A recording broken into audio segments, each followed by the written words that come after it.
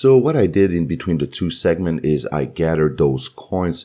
I'm going to enter edit mode by clicking Shift 2 and Tab to enter wireframe.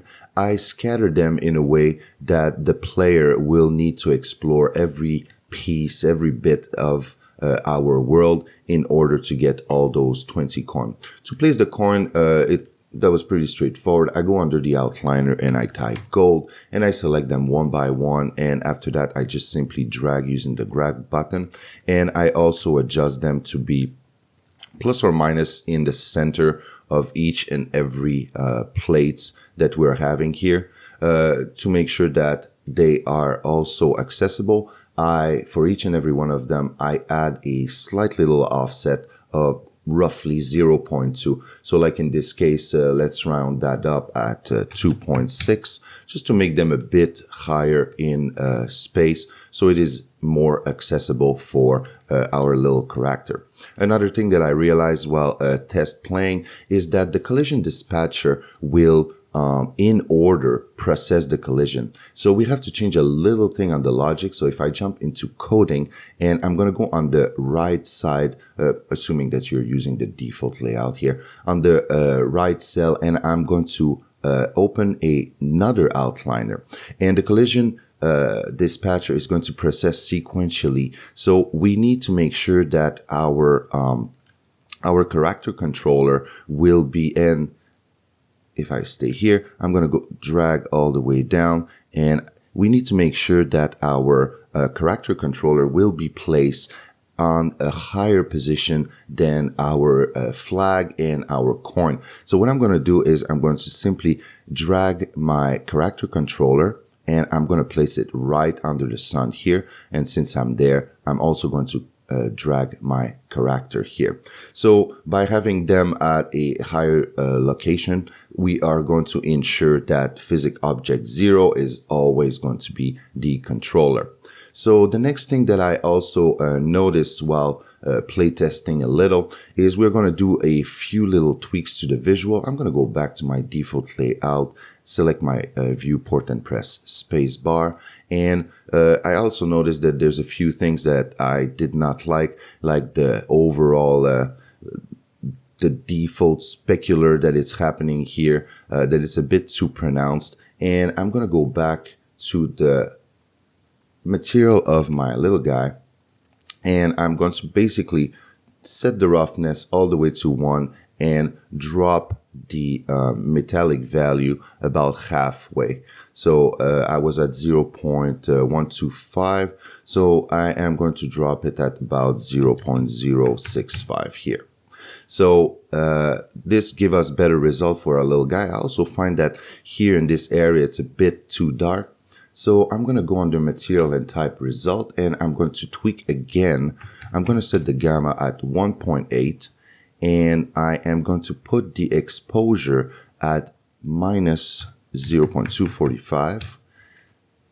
Cool it down a little. The contrast, I'm going to set it at 1.05, and I am going to set the brightness to be at 0.1 to compensate. And like that, we have a, if I push play here, we have a better, we have a better lighting, overall lighting on our scene. We can also go about and tune down the blur of the skybox here slightly to have it less shiny.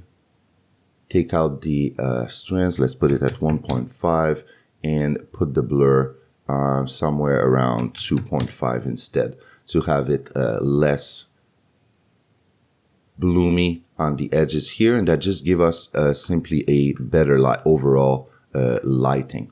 So now we're going to continue implementing the rest of our logic. Also, in addition, here if I reset my little guy, I'm going to select my character controller here under object, and under physics I'm going to click reset, and I see that there's a slight offset when I reset the transformation. I'm going to also drag him down slightly. So I'm going to enter edit mode, and I'm going to push 3 to enter side view. And I'm just going to ensure that he is a bit more. I'm going to simply drag and place him back to change the actual initial transformation. And like that, when we push play, he's going to be located straight there. And he's not going to slightly fall, as you see when I was hitting the reset button. I'm going to push play again and hit reset. And you see now he is perfectly positioned, and we're not having the illusion that he fall down for a split second. So we just make it more tight, and it just looked better. So we're going to save that, and we are going to jump straight to our platform. So what we try to achieve here is every 5 coins, we start enabling a platform until we got all 20 coins and the full path is enabled to reach our final goal. So what we're going to do, we're going to create a animation here. So I restore the default layout to make sure that everybody is on the same page. And I am going to pop a timeline. And for my first object here, I'm going to select my platform. I'm going to go under object, and I'm going to ensure that it is not a static object, so I have access to its location. What we're going to do is we are going to first drag it and place it somewhere around here. Let's say minus 0.5, which give us a good result. And we are going to create a new action. So under my timeline with my object selection, add action, I'm going to select that action, and I'm going to go under its location X, and I'm going to add a first channel. So I got my keyframe that it's at 0 here, and I'm going to jump in time and say 2 seconds. And I am now going to drag this plate all the way here, round it up at something like 8.5, and I'm going to add another keyframe. So when we are running our animation, if I push on my action, push play, if I drag, this is the motion that we are going to enable, with its default position being on the left side here. We can also smooth the animation by selecting the keyframe. By default, they are set to auto. So I am going to go there, select the keyframe and click on smooth. I'm going to repeat the same process for the first keyframe just to make our platform move more smoothly. This one is already equalized, so I am going to go on my second one. I'm going to select my second keyframe and push E to equalize, and I'm going to hold the X button and drag like this. So I got my first animation that is set up. I'm going to repeat the same process for the other one, and I'll see you in a second. So for the last platform, what I'm going to do, as you can see, for the platform 1, 2, and 3, I simply make them move left to right. And for the last one, let's change this a bit and make it move up and down. I'm going to disable that it is a static object, and I am going to add a new action. And selecting that action, I am now going to, instead of going on the location X, I'm going to add a new channel on the location Z. So let's assume that this is going to be our final position. Let's put it near the edge here so we can actually jump over it. And let's say that it's going to be at 0.5. And I am going to now update that keyframe, ensure that it is at 0.5. And also I am not really aligned in terms of time. So I'm going to select my keyframe and go under the key time and set it at 0 here. And I'm going to jump at 2 seconds. 2 seconds. And I am going to drag it down right about at the bottom of my plate. If I push, let's see, if I push 5 to be aligned, the bottom of my plate will be something minus 1.5 here. And I'm going to add the keyframe at 2 seconds. And with the keyframe selected, I'm going to change the handle type to be smooth, push E to equalize it, drag it a bit. And same thing for the first one. So my movement will be a lot smoother. If I enable the animation for playback and drag a little, this is how it's going to look like. So we got all our animations that have been set up now. And what we're going to do, this is what is going to happen. We're going to first check how it look like. And we need to also ensure that each and every of these will have a recursive cycle. So with this one selected, I am going to go under selection, cycle mode, and I am going to simply mirror it. So when I reach the end, I'm going to simply reinterpolate back to the beginning and so on and so on. So I'm going to do that for each and every of my channel. Simply select it, cycle mode, and mirror. You can also use the, if you select the channel, you can also set it here under cycle mode, under the channel properties here to be mirror. And we're going to do the last one here. Cycle mode, mirror. And this is how it's going to look like when we got all our plate activated. Let's have a look how fast they are moving. They're moving pretty fast, actually. For 2 seconds, that was maybe a bit too tight. So what I'm going to do is I'm simply going to resize the scale of the animation. Basically, its speed. Let's say that the speed of the first one is going to be 0.25, 1/4 of that. The other one is going to be let's say 0.33, a bit faster. And this one will be at 0. If I select it, 0.5. And this one also will be at 0.5, let's say. To make it a bit harder and harder as the player have to jump on each and every platform.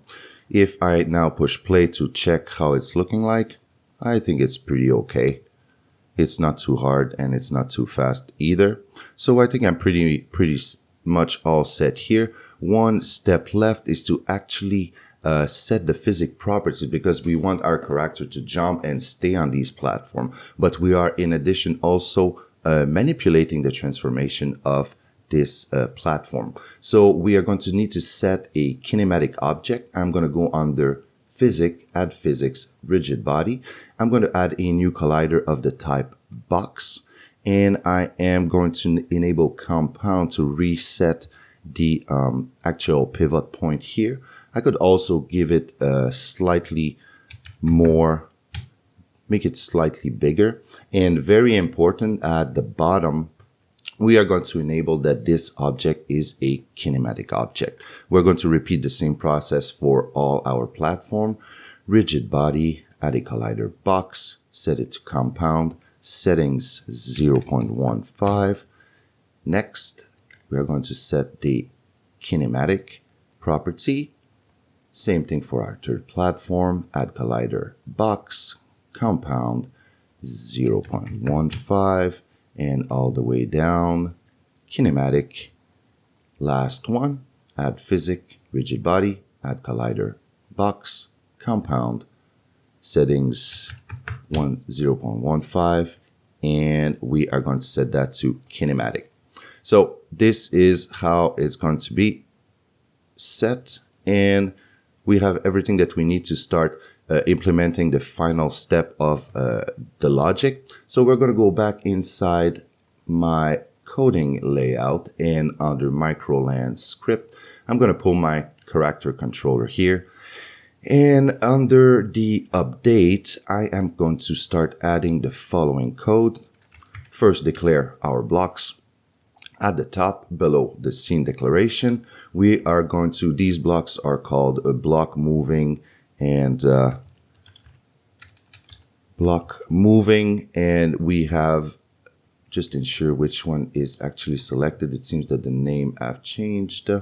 So we have block moving 2, 3, 4, and 5. So block moving 2, 3, 4, and 5 here. So we first gather our block object for each and every one of them. This is the one that is part of the library. So I'm only going to focus on block moving 2, 3, 4, and 5. Yes. Okay. Just to confirm. And now I am going to add inside my reset that when I'm resetting, I am going to reset also the animation of all these blocks. I'm going to get their first action. They only have one action, and I'm going to set it to stop. So the next part is going to be to check the amount of coin, and based on the amount of coins that we have, we're going to enable the first plate, the second plate, the third plate, and so on. So we're going to add that inside. We can place it right below here. And for each coin that we are having, we are going to place it inside our for when we are updating the rotation of these coins. I'm going to place that here. So basically what I'm saying is, if my global coin variable reach 5, and the state of the animation, I'm going to grab the animation of my first block. If the state of that animation is not set to play, I am going to start playing it, and then I'm repeating the process for when I got 10, 15, and then 20 coins to basically give access to my player to reach the final flag. So I am going to build that. Oh, it's block underscore, sorry. Block moving, I didn't pay attention. Block moving 002, and it's block moving 003, 004. You should check in yours which one is the actual name of those objects. Let's play that. Okay, so now we are set. By default, our level have been resetted, and all our blocks go back to their default stop position for their animation. So if I push, I'm going to save first, and then I'm going to push play. I'm going to try to have a quick run at it. I'm going to gather 5 coins, 1, 2, and if I jump over here, 3, and let's go gather those 2 up there, 4, and 5. Now if we check, we should have our first platform moving. I'm going to enter edit mode by clicking Shift and 2. And yes, I have my first platform that it's moving. So we basically have all the logic that is set up. If you want to test how it responds when you gather all 20 coins and reach to the level, to the finished flag, we can always drag our little guy. Since we remove in pick coin to have a full 20 to reach, we need 20 to actually activate them all. So if we activate them all, if we reach the goal here, it means that we have 20. We can cheat basically. If I stop and I go search my character controller here, let's pick my character controller and just place it near the flag. I just want the character controller.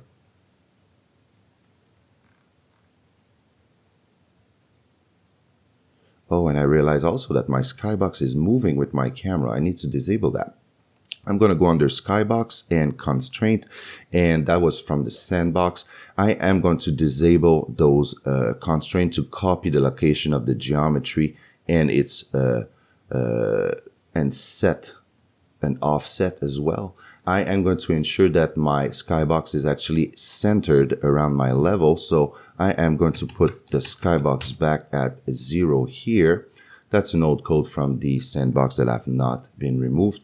And I am going to focus on my character controller, and I am going to place it near my flag here just to test if that code is actually working.